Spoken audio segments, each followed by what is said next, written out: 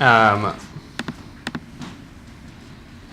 actually want to, as part of demoing this exercise, I want to teach a new framework so this is about how to use the various tools we have to put them together to solve various problems. So that's not necessarily something that's really teachable. It's something, like I said, comes with practice. Because you all know how to read code now. You all know how to read the code flow. If I give you even complex code, you're able to process it yourself and predict what will happen successfully. But figuring out how to use these different tools like if statements and loops and variables to solve different problems takes practice. However, it did occur to me, putting more thought into it over the past 24 hours, that there is at least a framework I can give you to help you to start thinking about these things, and that is specifically how to break down a complex problem into its smaller parts. And then, once you have these various smaller parts, solving each of the smaller parts and then seeing if you can put that together. Again, still easier said than done. But in this, so here's, I'm going to post up the exercise instructions here. So our exercise is to print out all numbers from 1 to 100, but any even number should be doubled. For example, if you were to print 10, it should be printed as 20. So if I wanted to break this down into sub-problems, into simpler parts, how would I go about that? So one, I'm going to use comments here to identify all the simple parts that I think are part of this complex problem. So simple problem number 1 would be to print out all numbers from 1 to 100. That's something that we're decently good at, as you proved from the previous exercise. Right? You're able to do even more complex. Right? You could go from 200 to 300, which takes a little more thought than 1 to 100. So that's a simple problem. What would another simple problem that's contained within this larger problem be? Doubling even numbers, or if I were to break it down further, I'd say doubling a number. Right? How do I take a number and double it? So simple problem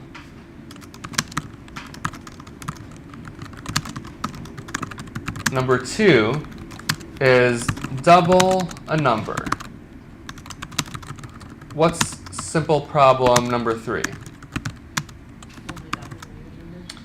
And the way it says, how do I identify even numbers? Right? Identifying which numbers are even. Now here, this is a complex problem that contains all 3 of these simple problems. And even the most professional, experienced developers don't necessarily look at this complex problem and immediately think of a brilliant solution of how it all ties together. What all developers do is they break it down. They don't necessarily use this framework and write out comments to themselves this way. They do it more naturally because they have more experience. But I think this is something we all could do, which is let's identify the simple things and then see, can we solve each of those independently? And then see if we can tie it together.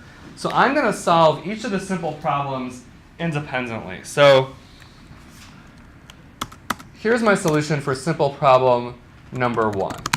Number equals 1, 100 times do, print number, number equals number plus 1, end. We're all good with that one, right? That one? Yeah. Okay. Cool. I'm going to now solve problem number 2. Double a number.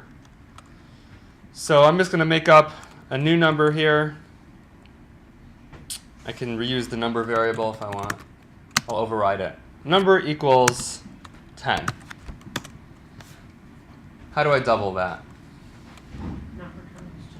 Number times 2. So I'll just test it out. Number times 2. So after I have my 1 to 100, we see we get 40 because we doubled the 20 into 40. Any questions about that? Okay. Simple problem number 3, identifying which numbers are even. So number is 2. Or I'll just say, I don't know, 10. how do I identify if a number is even? Percent sign. Yeah, that percent side, right? So if number, when I divide it by 2, I get a remainder of 0. That's a very fancy way of saying if the number is even. Then print, I don't know, let's print the number.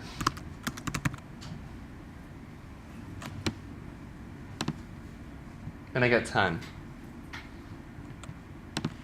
I'll even throw an else, prints 1,000, 10,000. And 10,000 does not print because number is indeed even. So I've taken the complex problem and broken it down into 3 simpler problems, and I've just solved the 3 simple problems. Now obviously when bringing this all together to solve the complex problem, I can't just randomly mix my 3 code samples together and hope it works. We have to do it with some forethought. But I would say we've already solved perhaps the most, the brunt of the problem, right? We've solved every little part of it. Now we just need to put it together. So this is the framework that I want to introduce to you when solving these complex problems is first identify through comments what are the simple problems, and then solve each of the simple problems, and then come back to the big problem. I think it's just an easier way to think about it. Does that make sense, that framework? Let's try it. The first time I just came up with it. We'll see if it flies. Okay, so now going back to our exercise, we want to print out all numbers from 1 to 100. So I'm going to steal this code. It seems like a good little snippet. And any even number should be doubled.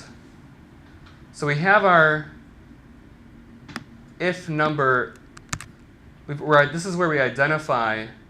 Well, so this sentence of double any even number really contains my simple problems 2 and 3, right? We're doubling any even number, so we have to first identify which numbers are even and then double them. So I'm stealing this line of code to identify which numbers are even.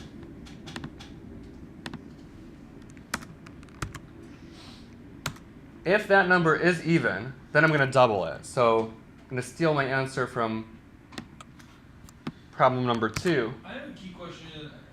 Divisible by 2, then I'm going to print the number times 2. I'm going to print the doubled version of that number. Else, if it's not divisible by 2, I'm just going to print the number as is. And when running this code, I don't really want to delete these. There's a cool little trick. If you highlight a bunch of lines of code and you do command /, and in Windows, I don't know if this works, maybe it's control /, you'll let me know. It automatically puts a comma in front of it. Do you have to highlight it, or do you just have to be on that line? Well, if you're just doing an individual line, you can be on that line, but if I want to do multiple lines at once, I have to highlight them. Any Windows users, does that work for you? Yeah. It's control /. Okay, cool. A little pro tip. Okay, so now when I run this, it seems to work because 1, 4, 3, 8, 5, 12. Yeah, it looks good. Looking at this, this is a complicated structure, right? But do you see how I built up to it? I broke it down into first identified the simple problems, solved the simple problems, and then try to piece it together. I'd say of all this, the piecing together is still the most complex part. Like, how do I piece it together? But again, I didn't do it haphazardly, but through logic and trial and error and little luck, you can piece it together.